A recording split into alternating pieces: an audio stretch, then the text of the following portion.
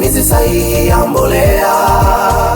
Tupo kwenye hii ziara ambayo tunaangalia upatikanaji wa mbolea, na kati ya moja ya mbolea ambazo ni muhimu ni ya kupandia na kukuzia, lakini haiondoi zile zingine umuhimu wake.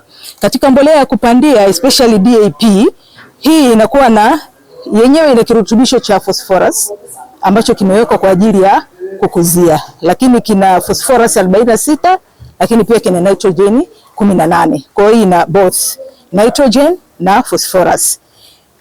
Na katika swala la phosphorus mara nyingi inatokana na miamba. Sasa kwenye miamba kunakuwa na utofauti wa rangi. Mbolea inatoka kwa mama mwamba, parent material. Kwa kwenye parent material ndio tunaweza tukapata rangi ya aina husika ya mbolea. Kama nilivyoeleza, hii mbolea ya DAP nyeusi na nyeupe, kikubwa ni kwamba zote zinafanya kazi sawa sawa, lakini mazingira ndio zinazitofautisha ufanyaji kazi wake.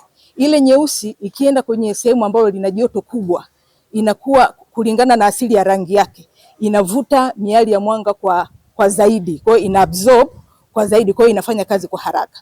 Kwa hiyo na ile nyingine ambayo ni nyeupe, na yenyewe inafanya kazi kwenye mazingira ambayo yanakuwa hayana joto kubwa sana. Okay, sambamba na DAP ziko mbolea zingine za kupandia kama NPS zinc, lakini hizi sasa zimeongezewa kirutubisho kingine cha ziada ambapo kuna zinc, nyingine kuna boron. Hizi zote ni kwa ajili ya kuhakikisha mmea pamoja na kupata kile kirutubisho cha P, yani phosphorus, lakini inapata kirutubisho kingine ambao mwisho wa siku kinachukuliwa na mmea kama zinc. Zinc sana sana inakwenda, au boron. Boron sana sana inakwenda kusaidia kwenye masuala mazima ya maua.